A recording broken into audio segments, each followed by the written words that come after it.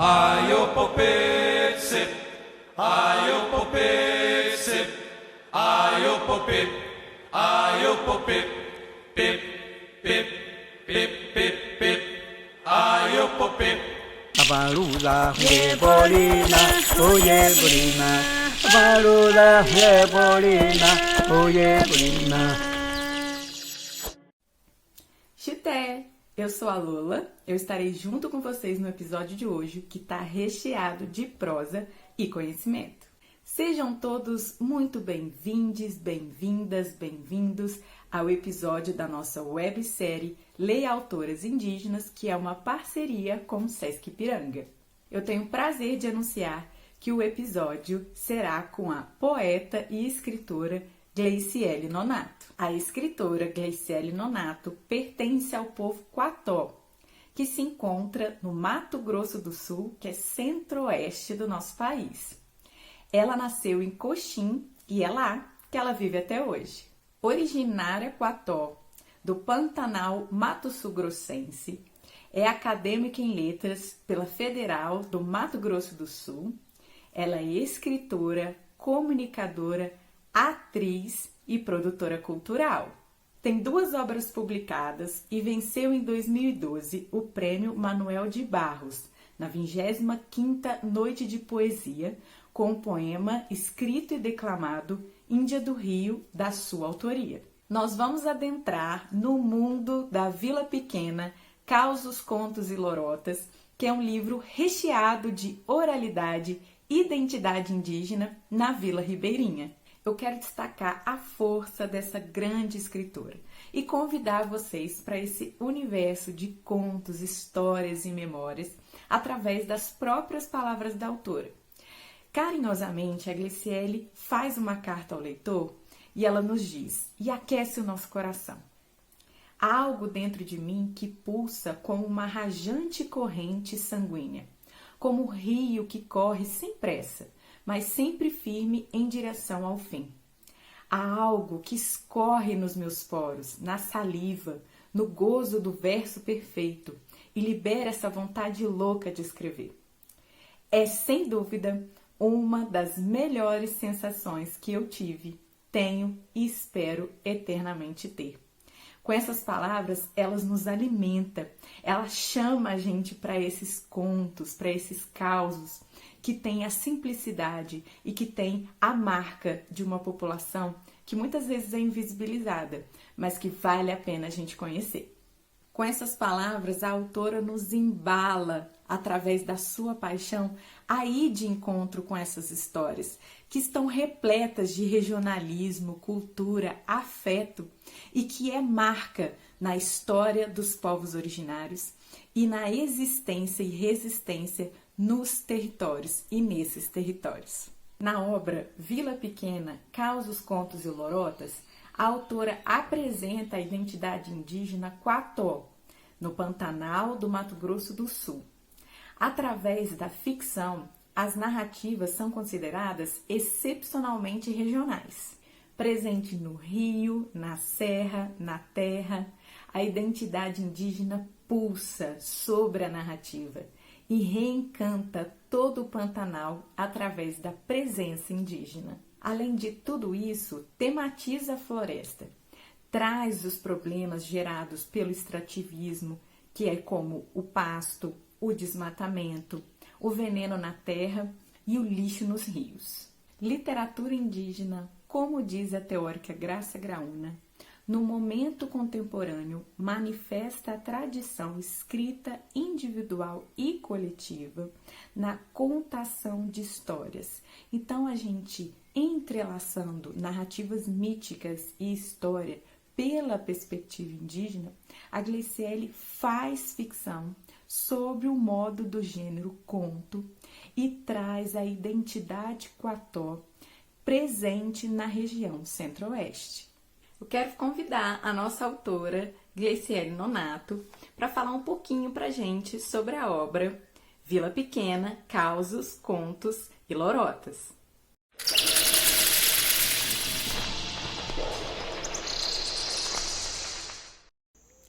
Olá, eu me chamo Gleiciele Nonato, Eu sou indígena da etnia Guató, do povo do Pantanal, de Mato Grosso do Sul.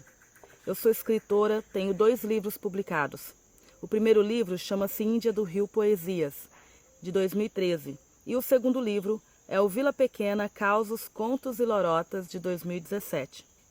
O segundo livro, a qual escrevi, ele é repleto de essências folclóricas, essências regionais, dos causos e histórias dos ribeirinhos e caboclos, que são típicos aqui da região, que usam através da oralidade para poder manter essas histórias e contar essas histórias para os seus filhos, para os seus amigos, nos botequins, nas esquinas, nas praças, na beira do rio pescando. E o livro Vila Pequena, Causos, Contos e Lorotas, que é um livro de folclore regional, ele traz essa essência, né, do regionalismo, que nada mais do que traz a essência dos originários. Porque os caboclos, os ribeirinhos, né, os contadores de história, os contadores de causo, eles contam com tanta naturalidade essa literatura indígena, esse saber indígena, essa oralidade, que eles mal percebem que eles estão repercutindo e passando para frente as histórias dos indígenas que estavam aqui, que viviam e contavam e viviam essas histórias anteriormente. Então a literatura regional, as histórias regionais que conto no livro Vila Pequena, Causos, Contos e Lorotas, é repleta de literatura indígena, repleta de histórias com base na oralidade dos nossos ancestrais aqui da nossa região. E a importância da literatura indígena na minha vida, ela foi um divisor de águas, como as águas do Pantanal, um divisor de águas entre a minha vida sociopolítica e minha vida cultural. Porque eu passei a minha infância e a minha juventude inteira achando que as histórias que eu ouvia, que os saberes que eu aprendia em relação aos indígenas que nos ensinavam nas escolas, era exatamente aquilo e pronto, acabou. Mas quando eu conheci o que é a literatura indígena, que é a história, que é a literatura falada pelo originário, através do olhar do originário, e não por um não originário contando o que ele está vendo ou o que ele está sentindo, mas sim o originário, falando da sua essência, falando dos seus costumes, falando das suas crenças, falando da sua comunidade, ou contando histórias com base na sua essência de ser originário. Quando eu aprendi o valor disso e o quanto a literatura originária despertou em mim essa questão da importância da visibilidade da escrita indígena, isso foi, como eu disse, um verdadeiro divisor de águas entre o primeiro livro que eu escrevi e o segundo livro que eu publiquei. E agora vindo o terceiro com muito mais força de literatura indígena. E essa importância desse divisor de águas, que é a literatura indígena, só me fortaleceu para que outras histórias, outros causos, outras lendas possam ser contadas com a base dos nossos ancestrais, com a força que eles tinham na oralidade e têm na oralidade.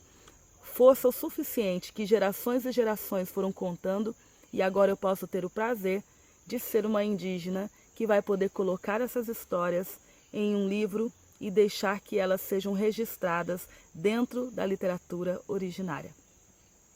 Obrigada.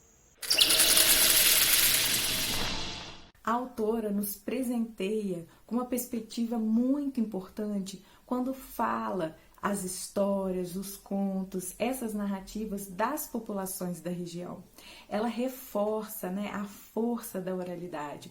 Através dessas histórias, dá voz a muitas vezes uma população que é silenciada na sua essência e também na memória ancestral. A afirmação das identidades dos originários através das pessoas que vivem na beira dos rios mostra como a autora apresenta a existência dos saberes indígenas. A autora nos convida a nos alimentarmos com essas histórias, a nos conectar com essas narrativas. E a leitura nos guia para esse caminho. Ela nos leva para aquele lugar com as nossas famílias, com aquelas narrativas, aquelas histórias que a gente sempre escutou do tio, da tia, do avô, da avó e que nos preenche de vivência cultural e ancestral. Quando a autora usa o termo folclore para falar sobre os processos de perpetuação das narrativas, da história indígena originária da região centro-oeste, é diferente de quando vemos autores não indígenas trabalhando esse termo. Aqui mesmo há a afirmação, tanto da autora quanto nas histórias, sobre a identidade presente indígena nessa região. Quando há identidade indígena, corpo indígena, há literatura indígena. A valorização da memória do povo, mesmo que esteja em conceitos mais tradicionais da literatura brasileira, como folclore ou literatura regional. Vamos conhecer um pouco mais do povo Guató? O povo Guató era um povo considerado nômade que vivia nas águas, espalhados pelos pantanais. Se organizavam em famílias nucleares, que viviam em aterros onde os riscos, mudanças e curas eram perguntados sempre primeiro para a mulher mais velha da família. Apesar de não haver pesquisas específicas, a oralidade e o conhecimento empírico tornam os Guató um povo originalmente matriarcal. Eles estão localizados nos estados do Mato Grosso do Sul e Mato Grosso. De acordo com o CESAI de 2014, há registros de cerca de 420 indígenas distribuídos nessas regiões.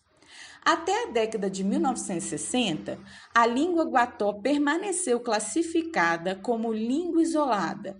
Porém, em 1970, o linguista Arion Rodrigues publicou o livro Línguas Ameríndias, propondo, pela primeira vez até então, sua filiação no tronco linguístico Macro-G.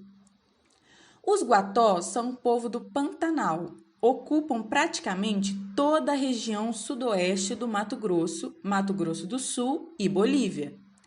Seu território passava pelas ilhas e ao longo das margens do rio Paraguai, desde as proximidades de Cárceres até a região do Caracará, passando pelas lagoas Gaíba e Uberaba, na direção leste, às margens do rio São Lourenço. Sua presença foi registrada desde o século XVI por viajantes e cronistas. Assim como muitas etnias, o povo Guató foi considerado extinto, mas no ano de 1976 se reuniram e se reorganizaram como grupo étnico para reivindicar a sua existência. Para isso, sofreram uma diluição ou mutação política-social em seus costumes. Se passaram a organizar em grupos, não mais considerados nômades, e começaram a aderir a lideranças de cacique e pajé com papel masculino, onde antes ambos eram função de mulher mais velha da família. O povo Guató é um povo que resiste e sempre precisa provar sua existência, pois muitos Guató, assim como a família de Gleiciele, foi criada longe dos seus, vivendo gerações em fazendas, ao qual antes era território do seu povo. Você sabia que o povo Guató se situa no bioma Pantanal? Pantanal não é sinônimo de um grande pântano, brejo, charco ou outros termos semelhantes, mas é um vocábulo utilizado para substantivar uma porção brasileira de uma das maiores planícies de inundação do globo, conhecida como Pantanal Mato-Grossense. Esse é o bioma em que o povo Guató se situa, conhecidos como canoeiros, argonautas, por causa disso. Nas nossas pesquisas, não encontramos referências do povo na literatura brasileira.